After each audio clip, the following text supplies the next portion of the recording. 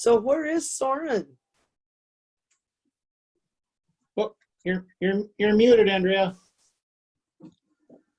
He's on vacation, but I don't remember where. Oh, well, it better be someplace pretty darn good. It may be just his cabin, but I can't recall. Oh, that's good. That's good. Yeah, He works hard for us. He deserves a night off, I guess. he does. He has been working hard, very. He has. God loving. He's been there for us. This has not been an easy time for COVID makes things crazy. more than crazy.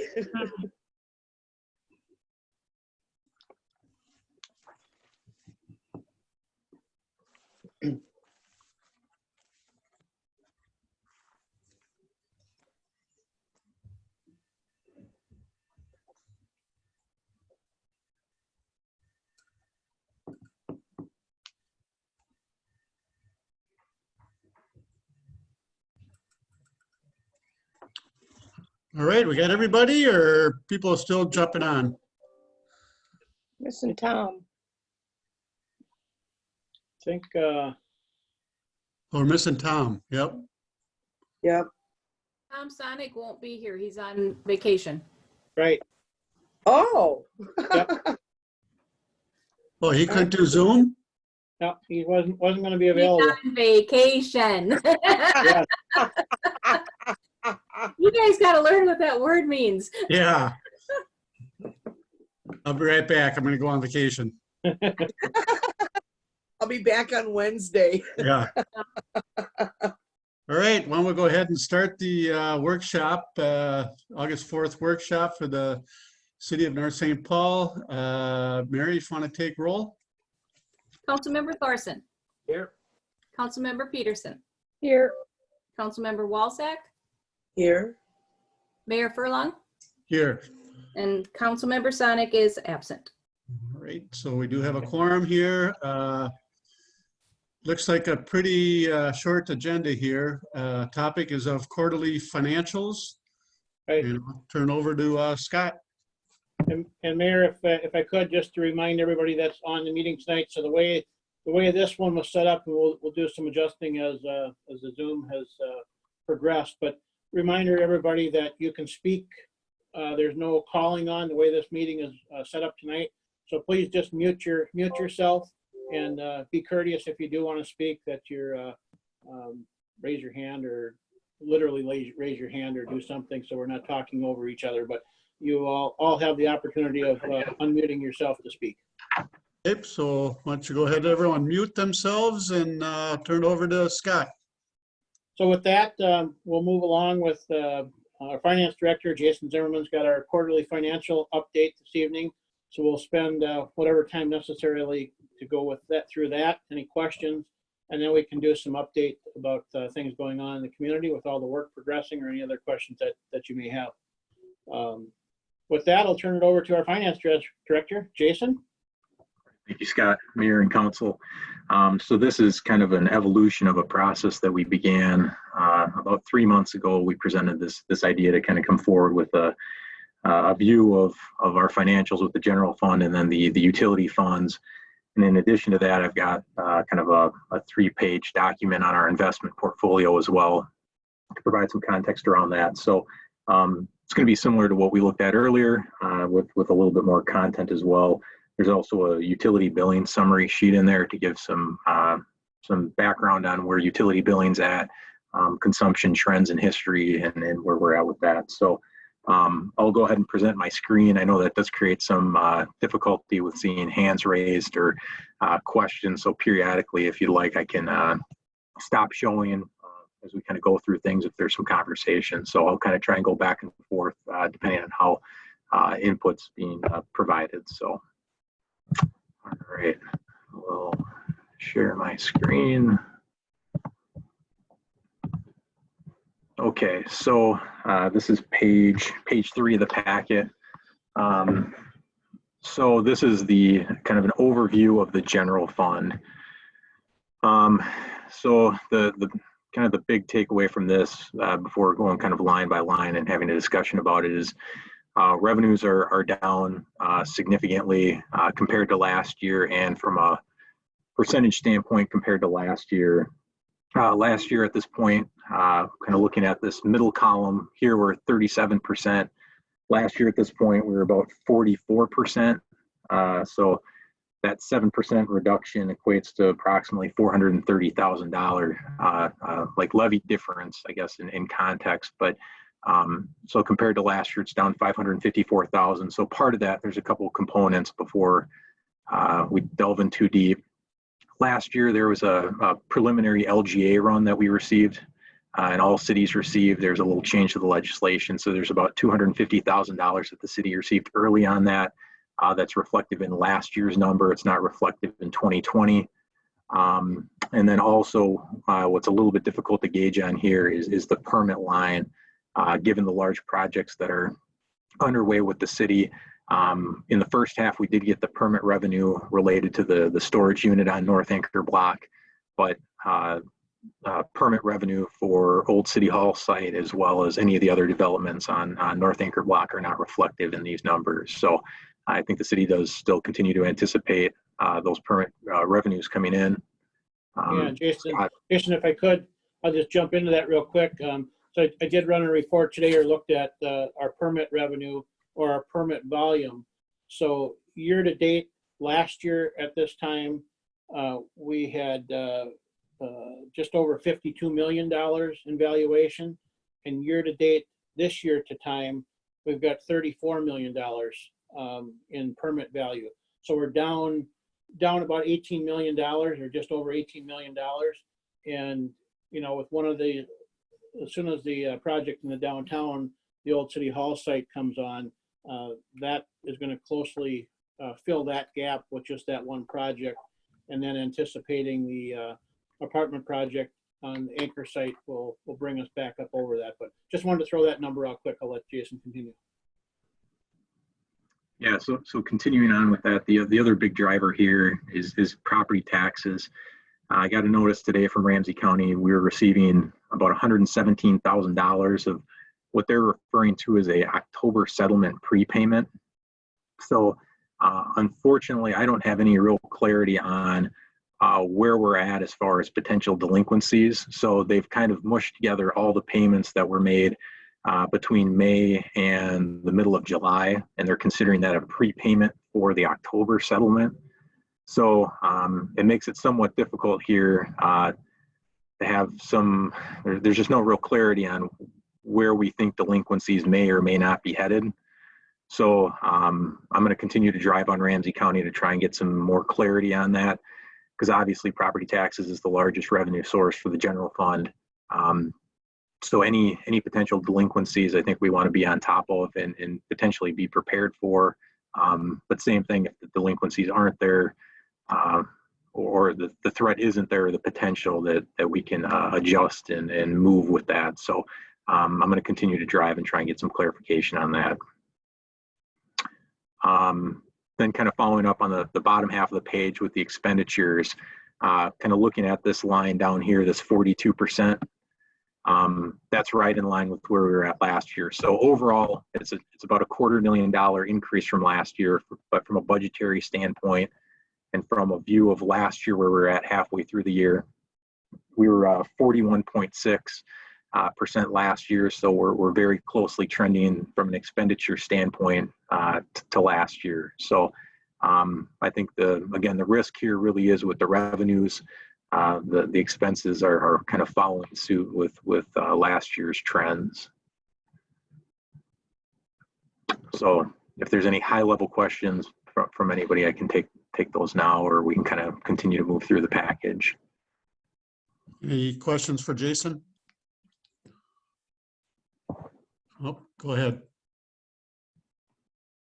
All right. So so the next couple pages that we had previously went through the departments, but I thought it would be good to kind of go through the line item detail on the revenues, and I won't go line by line through them, but to be able to present them so council has a better understanding of what's going on. So I think the largest threats to revenues are specifically in the licenses, with the foregoing of liquor licenses, And then there is some decreases that we're seeing with some of the other contractor licenses. If you look here, where we're at, 34% of budget from a licenses perspective through the end of June of this year compared to about 62% last year. So we are seeing those decreases, but again, predominantly driven by the liquor license revenue. And again, with the permits, we're seeing, I'll make that a little larger. We're at 36.3% last year at 52, but as Scott indicated, once some of those larger projects come on, I think that's going to help fill that gap. And then there is some threat. I'll scroll down real quick. With the recreational programmings, obviously, I know some of that's starting to take off here, but we do have a budget of $15,000 through the end of June. There wasn't any activity in that account. So I think that good sign we're receiving some more property tax revenue, but I think it's important for council to understand that the revenues are not, I don't anticipate the revenues will come in as we budgeted. And maybe a potential more of a trend in the future as we move forward too, that revenues may not be in line with where they were historically, especially as the city gets these larger projects to come on. They'll come to their fruition, the permit revenue will come on, but then there will be a dip back down to kind of the more of the status quo of the city operations from a permitting and licensing standpoint. So I'll just kind of continue to move on real quickly here. Through the departments, I don't know that there's anything particularly outstanding. I know that's small, but I don't know that there's anything of particular interest line by line. So this is just a view of all the departments in the general fund, personnel, supplies, contractual services, capital, and transfers. So unless council has anything specifically there, I don't know that there's anything that's alarming from my standpoint.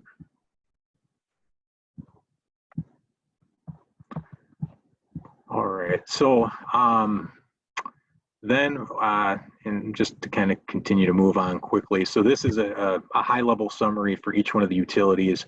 So this is the water fund. Again, at the top, we have the revenues. At the bottom, we have the expenses.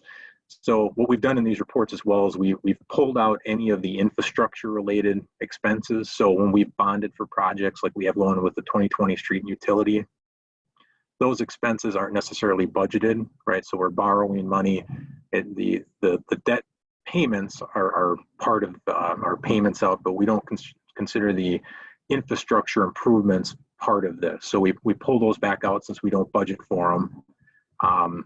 And then we'll present that 2020 street project in total in that view as well. But this is just the operational budgets for the utilities. So again, water, probably the key here is this 54% to budget revenues, which is a good sign. And total expenses at 37%. So I don't think anything too alarming there.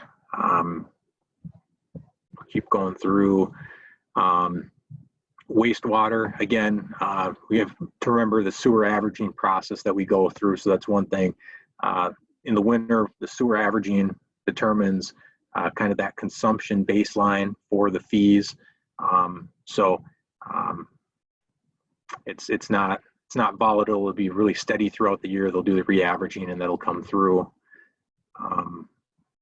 Keep going real quick. The electric fund, I think this is the only utility that has a variance that's less than 50% to budget as far as the charge for service. So this is the line basically for consumption. And it's really, I think, predominantly predicated based off of the weather. So if we remember, this last month was relatively hot, string of days in the 90s. So I assume when we come back and look at this, for the third quarter, that percentage will be bumped up probably, right, with higher consumption, higher revenue coming in. So we'll continue. Surface water, again at 58%, 51% of expenses. Part of this as well, this big line, this transfer. If you remember last year, the city acquired a property down near the 2020 street and utility project. At the time of the acquisition of the property, we weren't sure how the entire project was going to be financed. Obviously, at this point, there's some debt that was issued, and there's some MSA advance money that the city's going to be leveraging. At that time, we kind of just, I want to say that acquisition was put into a different fund as we were unsure of how it was going to be paid for. Now that we've clarified, in the first quarter of this year, how everything was going to be financed, we had to transfer those expenses back over into the surface water fund. So that transfer line isn't really kind of an operational increase. It's predominantly driven by that initial acquisition of that property and kind of cleaning up the funding mechanism. And then in the solid waste fund, I've got it in the consumption slide that's after this. I think it'll be a good depiction of the change that was made to the solid waste fund and the benefit to the property owners in the city. But charges for services close to that 51%.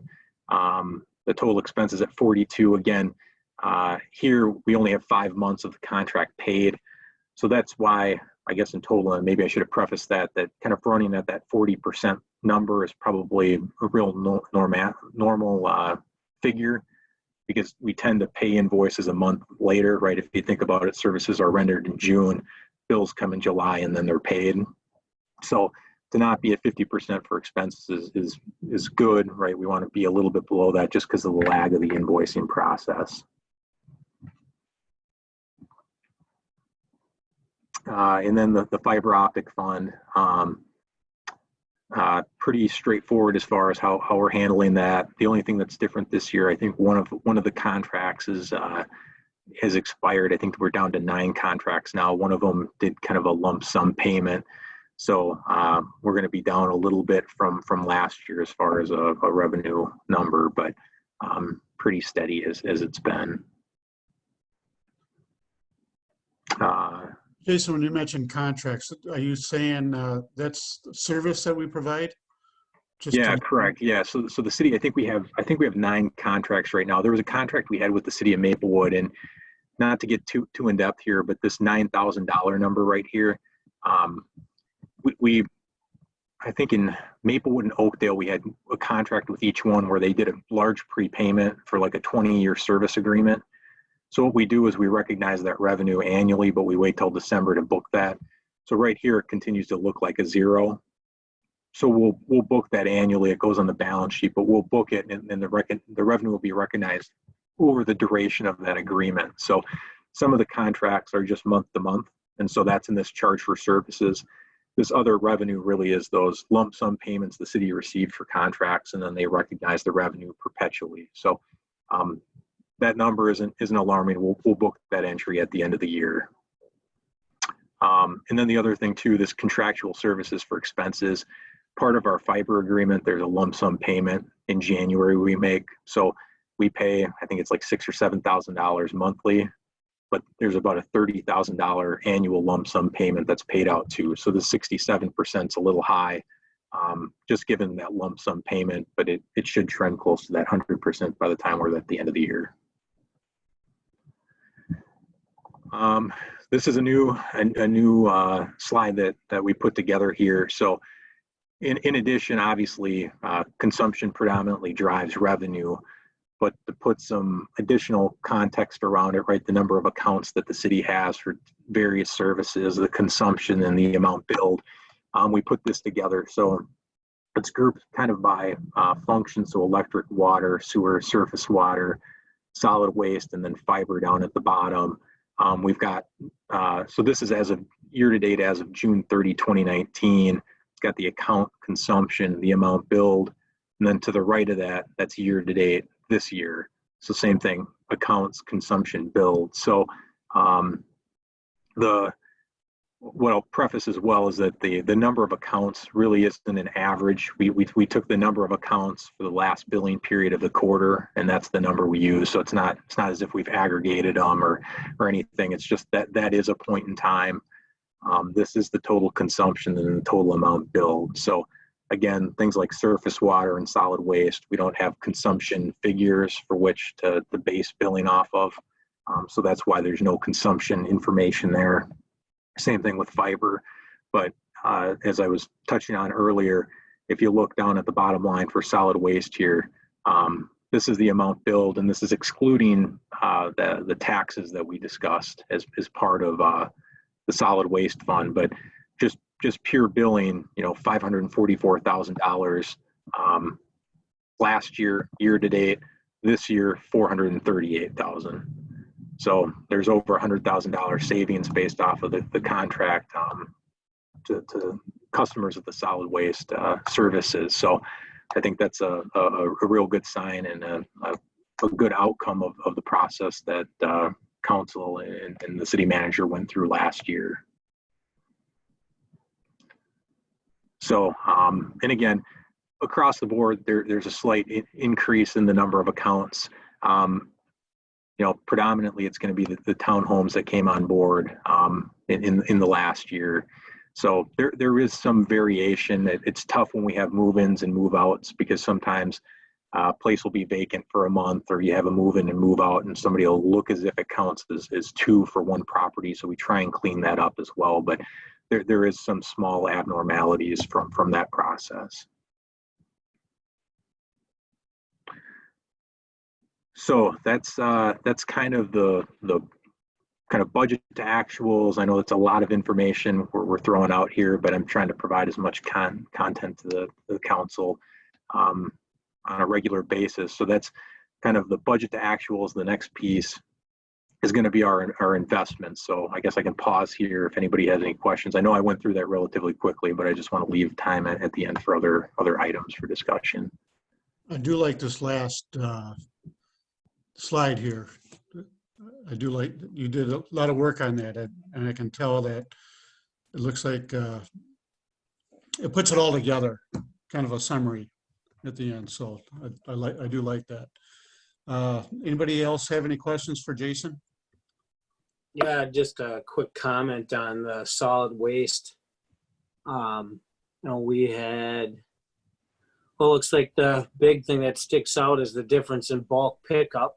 I mean, you're going from year to date, June 30th, 2019, every resident was getting charged whether you used it or not. And we're bringing in $73,272. Now we've had a full, half year of just those who use it pay for it, $12,574. So almost a $61,000 difference. That's, I'd say, significant, and kind of shows or highlights that, a lot of the people were paying for it and not necessarily using it. And, I think that's still a great positive change, and that we're still offering it to people that want to use it. But now, yeah, they have to pay a little more, but that just kind of shows that difference. And then we had, the resident asked about the possibility of, the other thing that sticks out is, the recycling is up significantly, but that's because we adjusted that rate because we went to every week collection, and then the recycling is also exempt from any sales tax. So that certainly helps a little bit on your monthly billing and overall annually. But there was some discussion about, well, what if people, because the recycling just has the 165 gallon. And there was questions about, well, would we possibly look at offering that in a smaller size or even a larger size? Because there are multiple residents that have 2 recycle bins versus maybe just the 195 gallon. Have we looked into that? It sounds like it's just a matter of ordering different lid sizes. Well, it would be different cart sizes. You have to go, if you're looking to have a smaller cart, the 65 gallon cart is the size that we have right now for recycling that we use the weekly collection on. And we do have some customers that have requested a second cart, even though we do weekly, and that's a small number. Well, I guess my thought behind it was that it wouldn't be this massive implementation like we went through, where if we just, kind of advertise, hey, do you find yourself not filling your recycle cart every week? Possibly, do you want a smaller one? And see how many people requested. And I don't know how many on inventory we have of actual carts. If that, I don't know. It's sort of just, we're kind of learning as Yeah. we go. Oh, and Just- we talked about changing the lids. Yeah, we've got 35-gallon carts in stock and 95-gallon carts in stock. Yeah. So So, we could change those lids to turn them into a recycling cart. so if maybe we only had, a dozen or so residents say, yeah, I'd really like a smaller recycle bin, just because of maybe they keep them in their garage and they're cramped for space or whatever, and maybe it wouldn't be a massive thing, but I don't know, just something to look at, maybe expanding that service. And then, again, looking at the rates that we charge, because I think the whole goal behind it was just kind of, encourage people to recycle more and throw less away. And absent of the arms actually being able to weigh everything, we got to kind of do that allocation of the tipping fees and whatnot. And I suppose we don't have that detailed in here, but are we looking at still having a more in-depth detail of tenant contract versus Republic and all that, and just the difference in tipping and all? And I know the rates went up, but we could actually see, maybe there's less tonnage going to the facility due to this change, which would be, I think the overall goal if we're trying to become more efficient and less wasteful. Yeah, as we come into this, we'll have, as we're get close to a year under our belt here with this, we'll be able to show, the tonnage of trash for the year, and also a tonnage of recycling. We'll be able to show that and what the differences are. Under the current recycling cost, there's not a cost differential for cart size. If somebody Correct. requests another cart, it's just a flat fee for the recycling. But But yeah, maybe- we'll be able to show what tonnage has been collected on recycling and trash. Sure. Okay.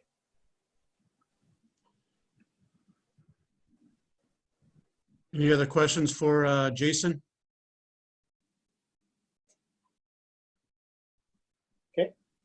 All right, so I'll continue here with the investment information that we've got, and then I'm going to circle back around kind of at the end.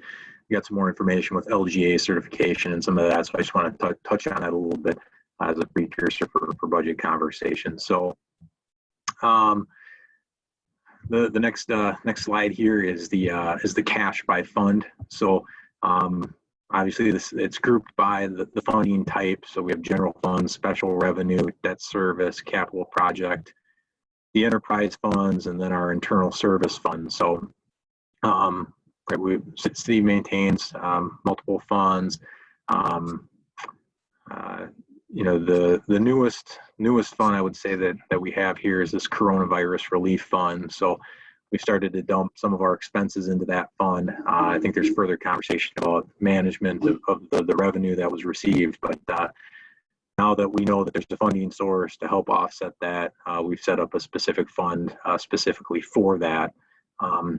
We have been tracking it within the departments for which operational costs related to COVID have gone on, but we're now in the process of peeling those out and trying to specifically put those in this coronavirus relief fund.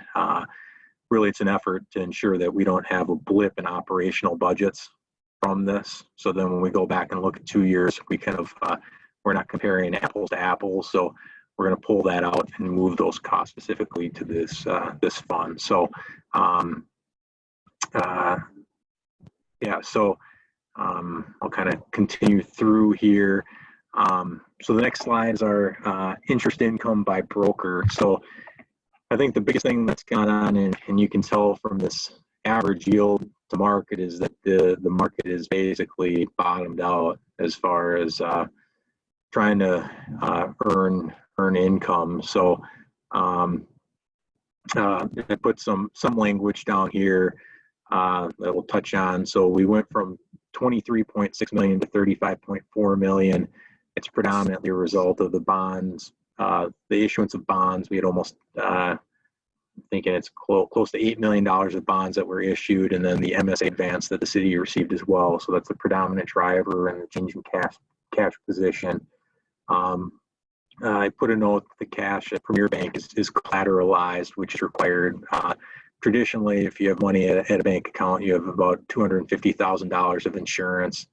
State statute in Minnesota ensures that we have 110% collateral for cash that we hold at the bank, and staff ensures that we're within that threshold. We get reports from Premier Bank to ensure that we're in compliance with that. And then the 4M fund as well, we've got some money there. And then this last bullet point, kind of scrolling down here, the yield right now is at 1.25%, excluding debt proceeds and the committed MSA money.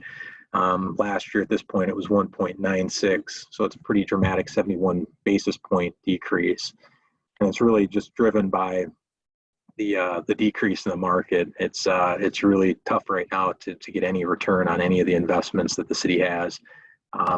We're trying to keep everything short right now as well, not trying to invest out, but more really than 18 months, given that for all intents and purposes, the market's kind of bottomed out.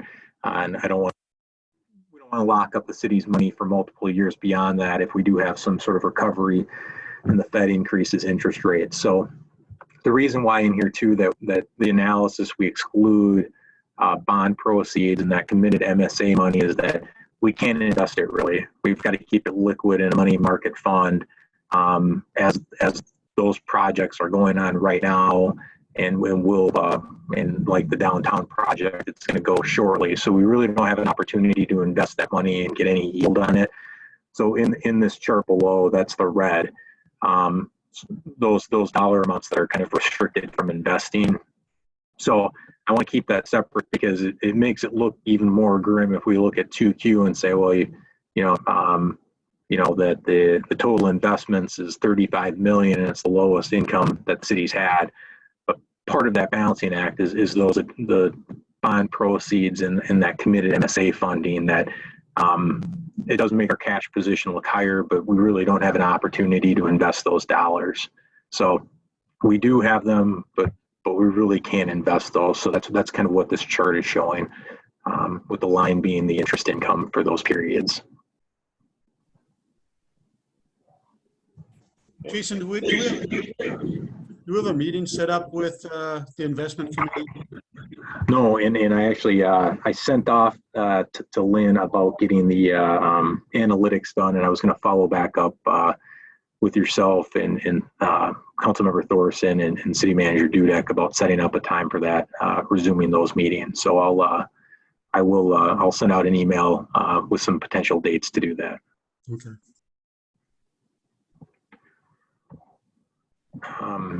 The next slide here is interest summary by type.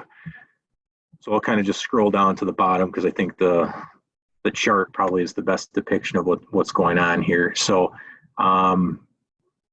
biggest thing is the state of Minnesota is relatively restrictive compared to other states as far as what we can invest in. So this note up here is that high-risk mortgage-backed securities are explicitly excluded from the state statute as far as what the city can buy. So I think the state's probably done a good job ensuring that local governments only buy highly rated, highly secure investments. It does make it difficult, though, when we're compared to other state or other municipalities outside of our state. So you have to keep that in mind that we're somewhat restricted as far as what we can invest in. Another thing is that we talk about book value and fair market value. We're required to report from a financial perspective things to market value.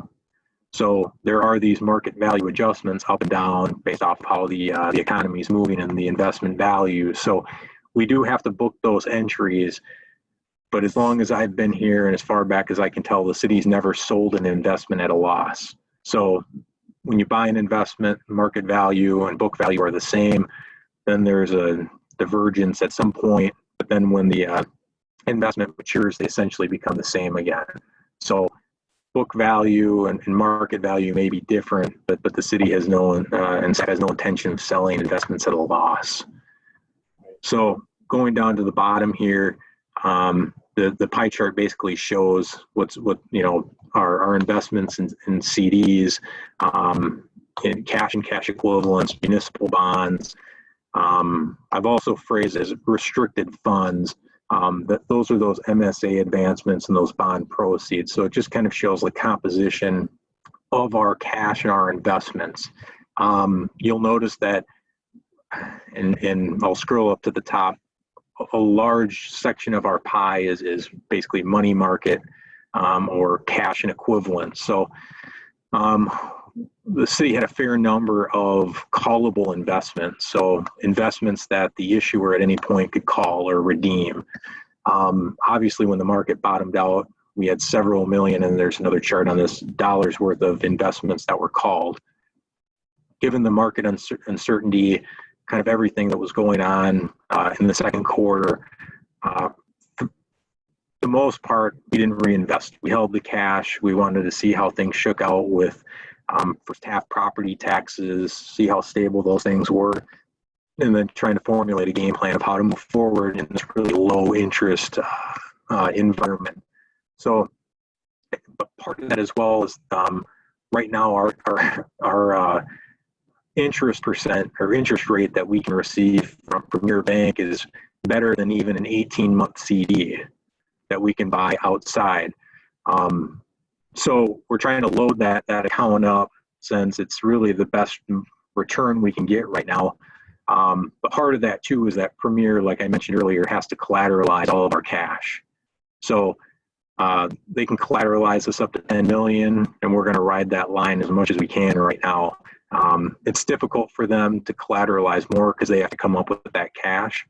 And unless we have a commitment to really have a long-term savings with them, it's really not advantageous for them. And even at that, they may not want to match the interest rate that we've been receiving right now, because, like I said, an 18-month CD doesn't provide the return we can receive with them right now.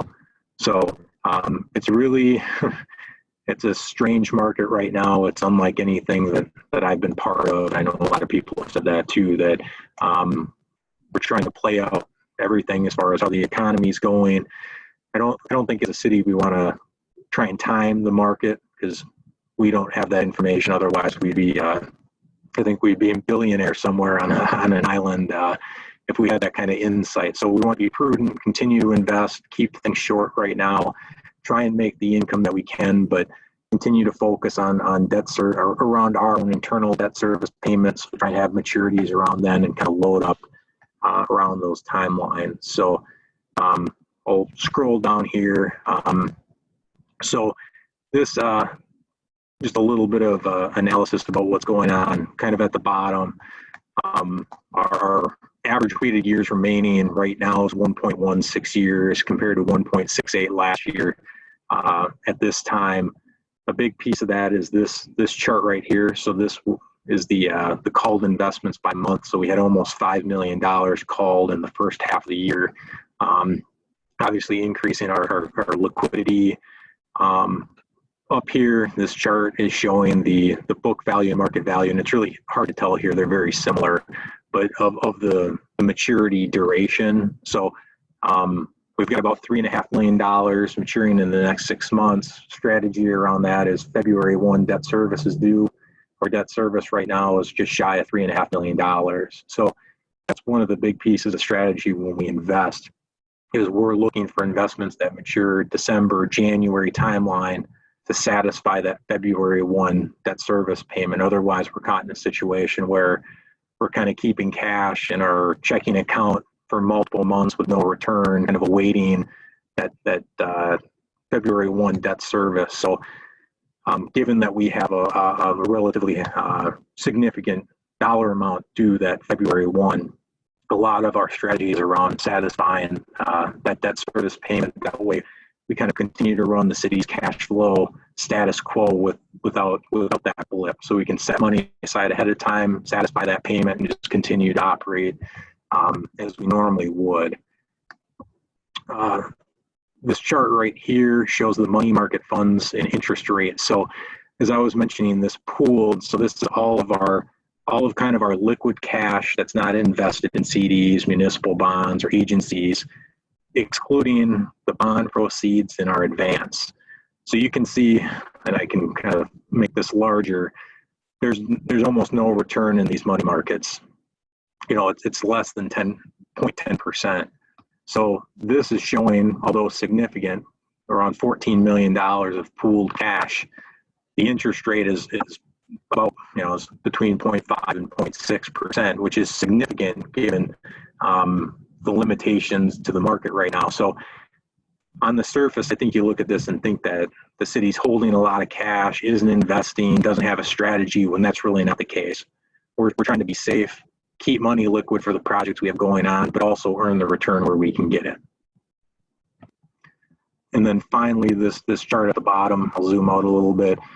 This is a comparison of our weighted average yield versus U.S. Treasury benchmark. So these lines represent the 6-month and a 2-year Treasury note from the federal government, and then the top line is our rate of return. So, you know, I think we want to be beating those rates. Obviously, we do have to keep money in our checking account, but we want to continue to be strategic, invest cash. Again, primarily, we need to make sure we're safe with our cash, but also continue to try and earn as much interest income as we can. Again, I know the rates are really low. We'll continue to talk about that, but we still have to try and leverage the cash where we can and earn the interest income that we can. So that's kind of the investment piece. The next part is just a quick view of the 2020 street and utility. So if anybody has any questions, maybe now is a good time to stop and chat about the investments. Any questions for Jason on the investments?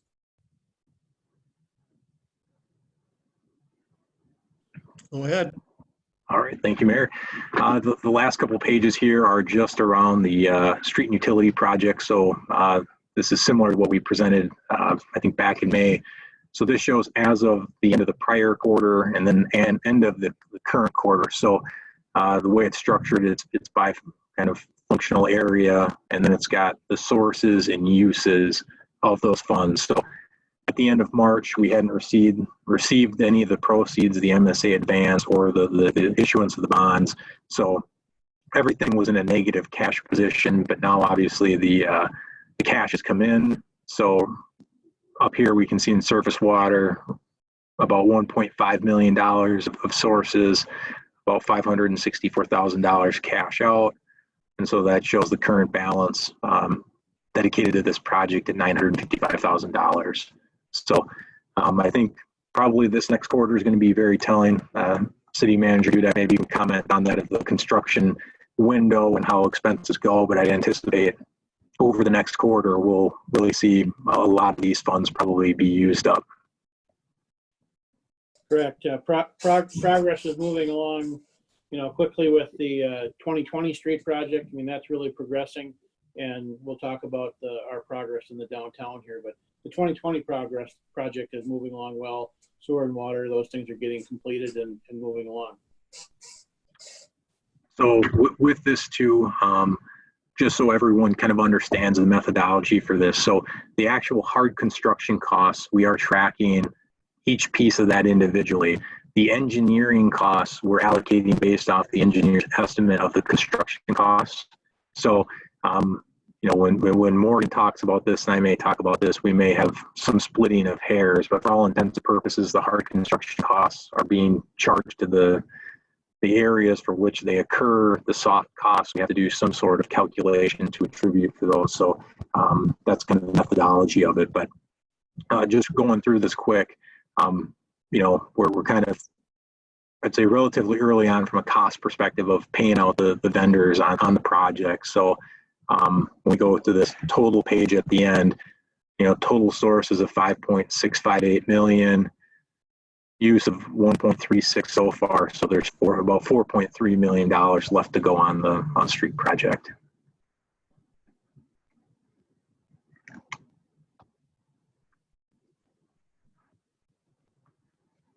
So I'll just touch real quick if there's no questions on anything there. I'm going to flip back up to the very beginning here.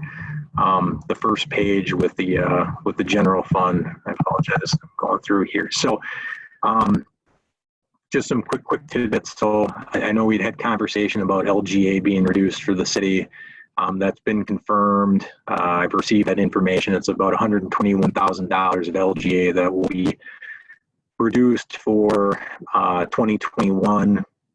So that will be pretty significant. City receives, here in the, I think it's close to just shy of 1.8, between 1.7 and 1.8 million annually. So a pretty significant cut. And I think, I've tried to reach out and talk to some of my other colleagues that work in other cities about what's going on. I know it looks, like I said, there's a couple of things going on here with this decrease in revenue. That LGA advanced last year is part of it, and obviously some of the projects that are going on in the community and what that'll do for permits. But I'm hearing it across the board. The revenues are down. Cities are making decisions to try and reduce fees and costs for businesses and residents to be conscious of what's going on. So I think that when I talked about that, the revenues are down, and I think they will continue to be down. And not just this year, but as we continue to look forward, I think cities are talking, planning about what this will look like, and I think it's important for the city, and I'll let the city manager talk in just a moment. But one of the things that's really important for the city in going through this last bond issuance, and not to make decisions based off of how bond ratings go, but a lot of work goes into that conversation. It's a lot of effort to try and make the really show how well the city is operated. The efforts to make conscious and good and financial decisions, the engagement level, in consideration for things that are going on. And one of the things I know other cities are talking about is that as they prepare in future years to issue bonds, that any decrease in a bond rating can have pretty significant interest costs associated with that. If you think about our credit worthiness, that's essentially what that is. So a lot of cities are trying to develop plans to weather the storm that's associated with this pandemic and what's gone on. Because as we consider that and whether or not, in our planning before the every other year bonding for street projects, if the city does have, decreased revenues, expenses continue the way they are, there may be conversations or it could be an outcome of that a bond rating decrease potentially. So when the bond rating agencies go through our financial statements and they basically pick out questions, submit them to us, and expect us to be able to provide responses to them. So it's one of the things I'm conscious of. I think our bond rating is really important. It helps us to borrow money at the lowest rate possible, so we continue to advance, do more, try and be as prudent as we can be in an effort to try and maintain the rating we have and actually increase it. So it's just one consideration for the council that the city does have reserves and has some ability to accommodate what's gone on here. But I think what the bond rating agencies look at is operating within your means, kind of. So they look at the general fund as a standalone. They say, this was your levy for the year and these are your expenditures. Did you have enough revenue to satisfy your expenditures? Because if you don't, then it's a concern for them. So like I said, it's important, I think, that consciously council understands that process and knows and for some cities, it's not as big of a deal that don't bond as frequently. So some cities bond every 10 years, right? So maybe this is not as significant for them. But I think for us and the frequency for which the city has bonded, the consideration of what's going on with revenues and expenditures and being able to react and modify either our delivery method or make decisions about what's critical or important. Those things are going to be really, really significant as we move forward. Hey, Jason, for the LGA, is that a final number or is that still kind of a moving target? Well, Yeah, Mayor, the indication I received, it's a certified number, so it is final. So then I sent you out an email, I think it was yesterday or the day before, on other information that we received from the league on local government aid. And so Jason just mentioned the 121 is certified, but there's also concerns that as they continue to look at the deficit within the state, the possibility of the second payment of that even being reduced, eliminated, or changed. And even greater concern, they're talking about future years, 22 and 23, with local government aid. And that's the concern here with coupling it with that, with our revenues. And if the revenues continue to be on a downward trend, I mean, some of the information I'm hearing, they're talking about, this is a 3 to 5 year problem that we're going to be into. This isn't going to correct itself overnight. So trying to utilize reserves to buy us some time, and then as Jason mentioned, to be able to keep that in line with our bond ratings, because that's so important to us to really work within our means and make adjustments as we move forward. And Jason, with your colleagues, are we kind of in line with what they're seeing, what you're seeing across other cities?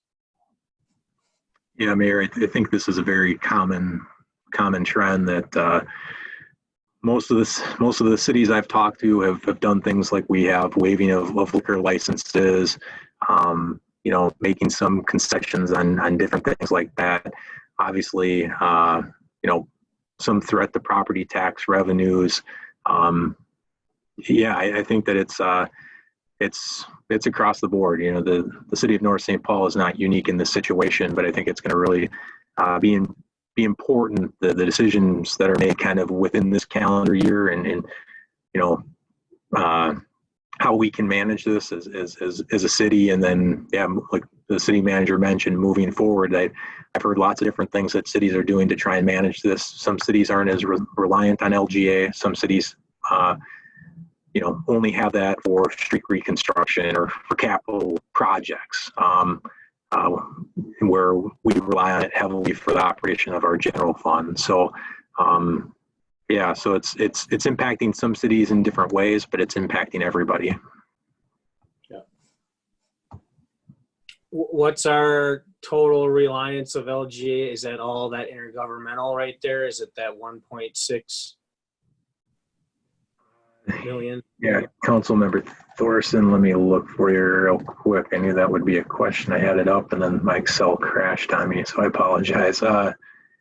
It's because some of it gets transferred out to the, it is the total for next year is $1,655,000. Yeah, That's because with 100.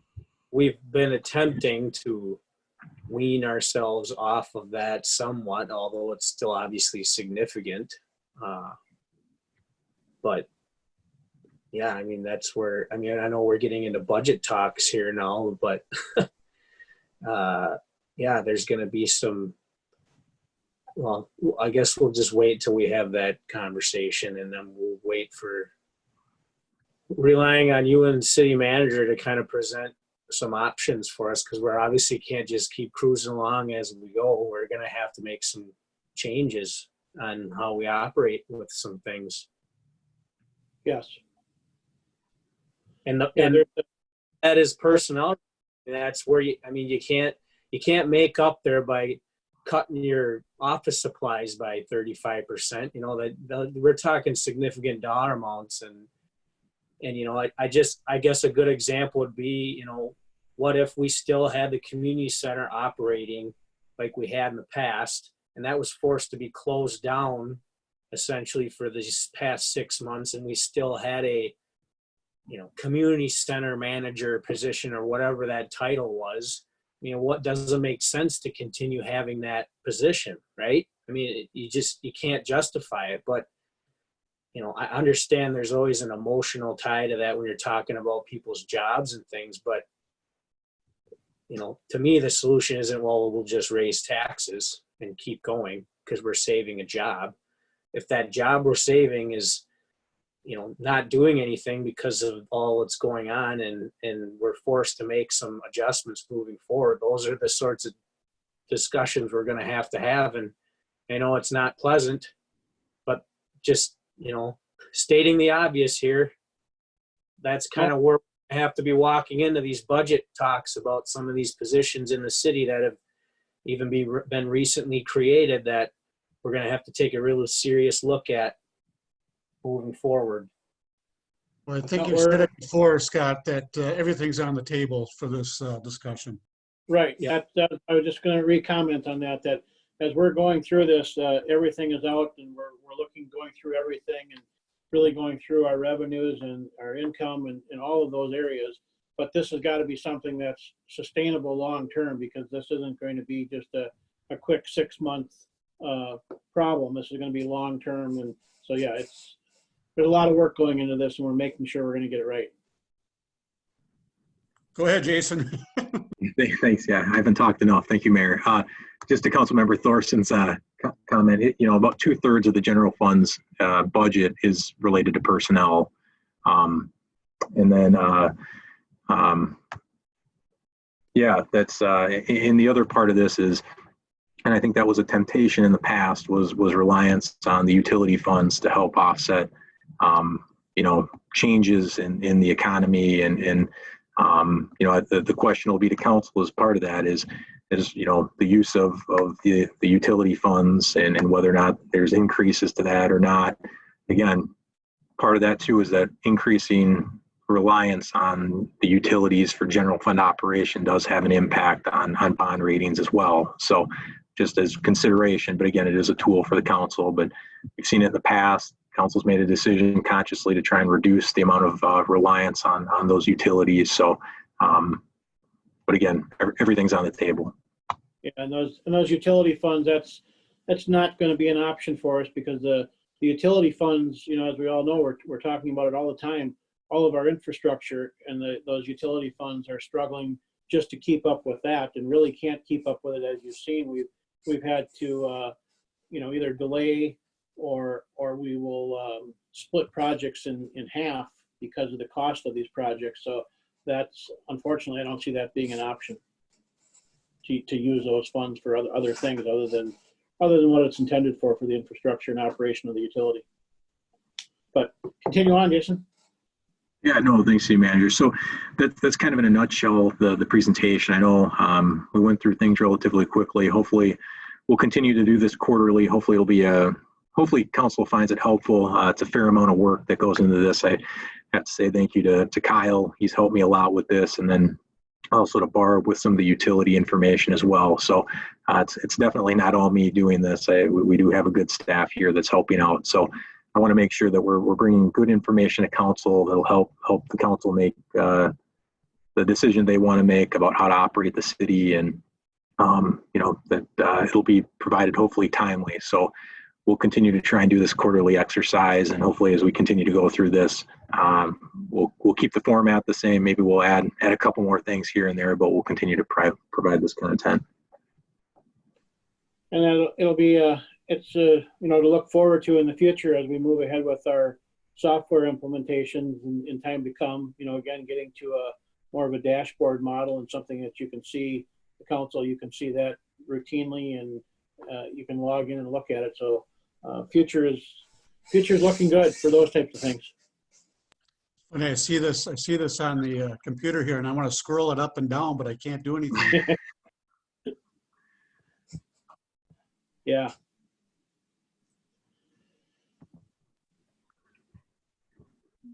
All right, Scott. Jason, thank you again for a lot of work. And as Jason mentioned, Kyle has been outstanding with the work that he's been assisting Jason with and putting things in. So much appreciation to Kyle. And Barb is, as Jason mentioned, Barb just throughout today, and I'll mention at our council meeting, I want to make sure we recognize that. Today is Barb's 34th anniversary with the city. So 34 years. So congratulations to Barb. Yeah, it's a great accomplishment. Is she one of our older? Well, who's the longest She's standing? one of our young, Yeah. long-time employees. I'm kind of stuttering here. What? He's very young. Okay. All right. Any questions for Jason about how the presentation, how it's presented? Does it look good? Jason, I know you spent a lot of time on that. It looks really good. So we do appreciate it. Thank you, Mayor. Otherwise, if there's any other subjects that you want to talk about, I mean, I certainly plan on giving a good update on projects in the downtown and everything at the council meeting. We can talk about any more of that right now if you have questions. Scott, I think you had a question. Yeah, just real quick, where are we at with the cable commission? Because it's August and October, we're gonna blink and that's gonna be up. I think, what is it, October 18th is the deadline we have to give to whether or not we're gonna stay in that or not. And Yes. we got back in it because we were expecting some major changes. And I know, given all that's gone on, kind of puts things in, I don't know. I don't know where we're at with that, but We'll have an update for you, likely at our, I don't know if it's going to be at the August. I know we've got another presentation at our August 18th meeting, but within the next couple meetings here, a workshop, we'll plan something more specific just to that. But we have been working on that, looking at contract options and things with that. But we are and will be prepared well in advance for that. Okay. Maybe just give an update on Sepulveda Boulevard, and because I know that was a big deal. Sure. I'm going through a lot of headaches right now. Yeah, well, just the whole downtown, and I'll give another update at the council meeting, but Sepulveda Boulevard, and thank you to Schiskes, they were able to come in on this past Saturday. So we did do the mill and overlay on Sepulveda Boulevard and down out to Helen Street back to 7th Avenue. That went very well on Saturday. The food shelf was going to do their breakfast giveaway, so we relocated them from the food shelf to the front of the fire station on Saturday, and that worked out really well, doing it in front of the station and the drive-through with that. They gave out just over 100 bags of breakfast food. That went real well. Paving worked out very well on Saturday, and post office, everything is in line with that, and good relationships there moving forward. It's worked out well. Mailboxes have been moved into the parking lot. We have signage up over there so people can see it. Ramsey County Public Works came in and striped Sepulveda Boulevard for us this morning. Layout on that yesterday, and they were in this morning and striped it. So we've got white lines on each side of the road and a dotted yellow line, broken yellow line down the center. We're able to create a nice buffer along the businesses along the south side. So it's working out really well. I mean, unfortunately, I think it's just like any other new road that we put in. It feels that traffic is moving fast through there, along with the extra traffic we have right now because of the detour with the downtown being closed with 7th and Margaret, and that work progressing. I am working on some signage to put up down there, likely some permanent signs. That'll be more of those fluorescent green signs so that they stand out. That would indicate pedestrian, and also looking at putting, like 15 or 20 mile an hour sign indication below that to slow that traffic down. And not only do it on that block between Margaret and Helen, but basically on that whole Sepulveda Boulevard from Charles all the way to First Street. Put that type of signage in there to slow that traffic down and let people know that we've got pedestrians out in that area. Downtown, has been going really well. Again, hats off and much appreciation with Public Works and Electric. We've been doing a lot of work, getting things prepared and ready. And the 7th and Margaret was closed on Monday morning. Tree removal commenced with our Public Works doing the tree removal on the boulevards down there. Electric has been taking down lights, and Collins Electric was in and removed the traffic signals. Concrete has been being broken up immediately, and they're removing that today. Our Public Works continued with tree removal today. The trees are basically all removed now out of the construction zone. It's quite a different look down there with all the trees gone, and it's not, it was a must to remove those trees. I mean, we've had some people question it, but I will say it's been not as many as I anticipated, which I hope people understand the reason why we're doing that, where all those trees were located. Not only were they elm trees and things like that, I mean, but a tree is a tree, but all those are directly over the top of our water main. So water main replacement will be going on all throughout that entire area. We'll be doing excavation right up to the front door of the businesses.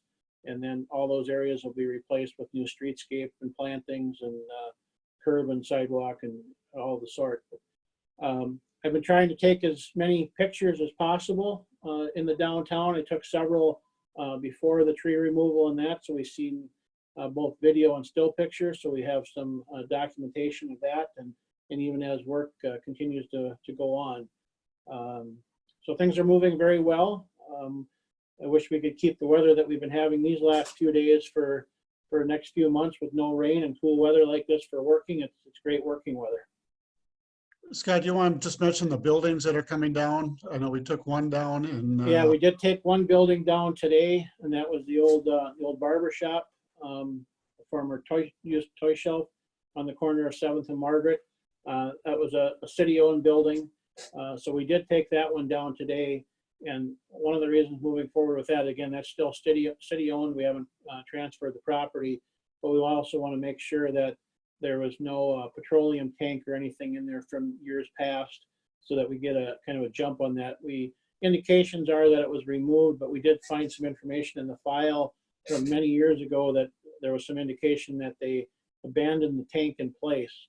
So we just want to make sure that we know what we really have there. So getting that building down and exposing those things, because if we do run into that, that would slow things down a little bit, even though we do have soil borings and pollution control agency and everything on board with the contamination that we do have in the ground there that is known. But I did want to make it clear to the public, because there's been a lot of interest on the demo of the other buildings down there. A lot of interest on when they'll be coming down, so we'll make sure that we get that information out well in advance so people can watch it if they'd like to, and just communicate that well in advance. The concrete, again, from the roads are being taken out, and that's being dumped in the parking lot between the old former dentist offices across from the fire station. That's being stockpiled there. And then, as we talked about previously, they'll be bringing in a portable crusher, and they'll be re-crushing that material and then putting it back in place on the road beds or building sites to reuse all that material instead of hauling it out. So trying to do as much reuse as we can, and things are moving along well. All right, a lot of work. The detours is something really conscious about, trying to get that right. It's the detour started out at first with this project going on 7th and 120 7th and 1st Street with that project. So we had a detour in place for that. Now that we've started this project, we've kind of got two detours that we need to meld together and then make adjustments, because as now the downtown closed, we've pushed more traffic, and the detour has been using Henry Street, and I was successful in getting the MTC buses off of Henry Street. We've got those now rerouted out to 120, but we're looking at doing the same thing with the traffic.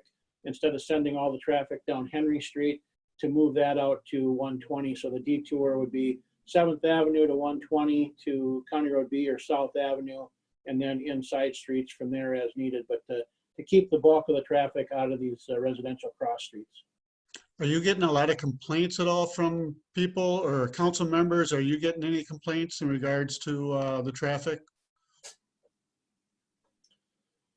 No, I just think Go ahead.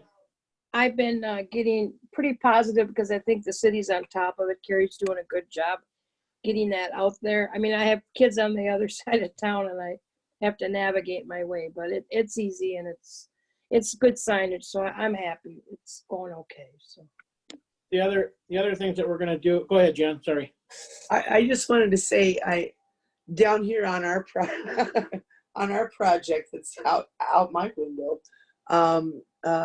it seems to be going very smoothly. It looks like it would appear that 2nd Street is done to the point where they're probably close to ready to lay the road, and so they've started working on 7th. The thing I wanted to mention was, and if anybody's heard anything from residents here at the building, Shifsky started running a water truck up 2nd Street every so often to wet down the street, and that has made such a difference in the dust that has come off the street with all the big machines that are on there. So if you have an opportunity, Scott, I would say please thank them, and say, you know, if they could do it 2 or 3 times a day. They've been doing it, Yep. you know, anywhere from 2 to 4 times a day to keep that dust from coming into the apartments. That has been just a real gift and a very huge kindness on their part to do that for us. We'll do. Yeah, I was out Saturday and did some videos, and we posted those on Facebook and that. And same thing with the downtown. We're trying to get as many information out there as possible with that. Also looking at doing some restriping of the parking lot stalls temporarily down on the block between Margaret and Helen, where on that east end or west end down there, the diagonal parking that's in there, it's now kind of backwards when you're having to come in from the other direction to park on each side of the street. So we're looking at blackening out those existing parking and change them to straight in parking, so it's easier for the cars to pull in and out of there, because that's going to be in place, that type of parking, you know, until mid to late October. So we're trying to make those adjustments as we see the use and the changes in habits and things like that to make it as easy as possible. And just encourage, if you hear any from anybody, you know, let us know. We'll make adjustments on the fly as we can. Okay. Any other questions for Scott? Maybe one just real quick, Mayor, if I can. I think Carrie's on. Carrie, again, has been doing a lot of, I keep feeding her information and pictures, and she gets it put out there. And she's also working on some other updates to go out of our, routinely out of our website. We're looking at sending those out on Wednesday, more middle of the week, so people have time to react to it before weekends and things like that. So Carrie, maybe if you have a second, any comment on that? Sure. We are, I come from a digital e-marketing background, and we're having such good response to the construction updates that we're sending. And there's about 200, just under 300 residents who've subscribed to news from the city, but we don't really use that channel. So what we're proposing, what we really want to do is send a weekly e-news out to residents who subscribe. We've got a draft ready to go tomorrow, you know, talking about really timely information, you know, the ability to apply for open city council seats. We've got 2 park events coming. There's free COVID testing taking place several weekends coming up here in August. We still have our paid on call fire positions open. So we're really going to try to really expand that reach to give residents kind of a glimpse at what's happening in the city every week, information that would be important to them. Going forward, I envision that also saying, you know, here's the upcoming city council meeting and there's a planning commission meeting, so we can be truly transparent and get that information out. Right now, there's a ton of information on our website, and we're putting stuff out into multiple channels, but there's no way to really group them together in a timely manner. And e-news is the quickest, most effective. But what I also like about it is it's measurable. We can really see, we can watch those lists grow. We can see who opens them. We can see the penetration of that information in the city. So that's a definite direction that we hope to expand and offer to our residents. And how do people sign up for that? They're signing up for it already on the Notify Me link on our website. And as part of the preparation for the new website, I think we had like 37 different categories. I grouped them so that it's much easier for people to understand what those different lists are and how they can sign up for them.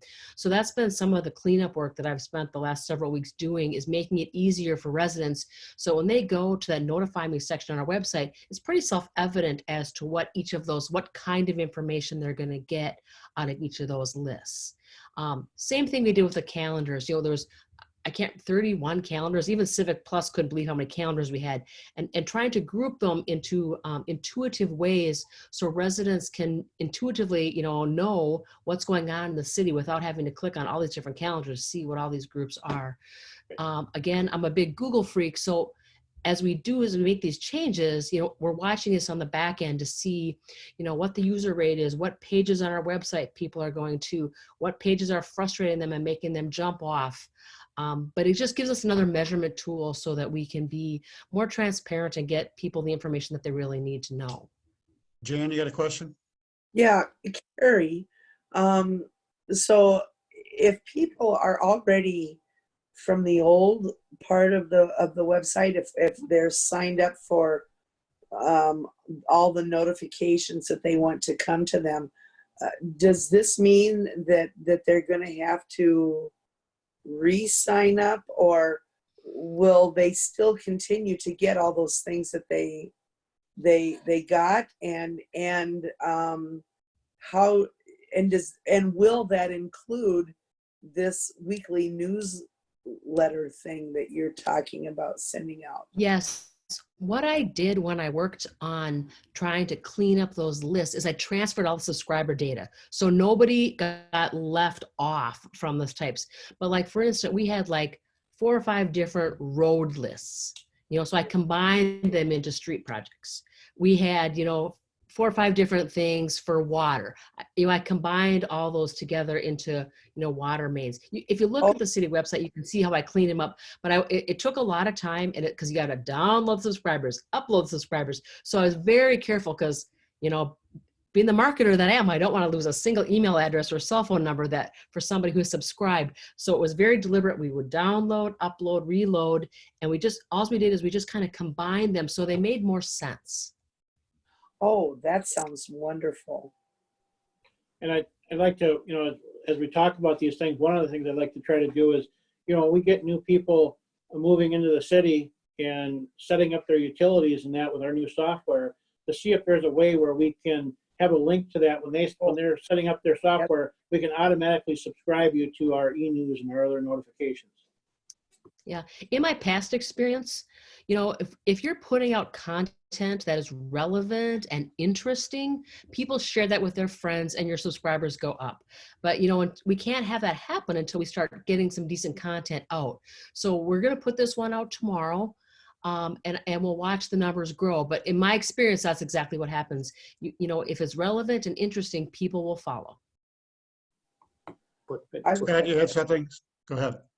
Yeah, it's just to not get into the weeds on this, but on the website, like when you click on the city agendas and you can open up the different commissions and whatnot, there are those little icons that, like, if the meeting minutes are completed, they can get placed on there and you can click on them. There's also the video link where you can just click on it. It takes you directly to that.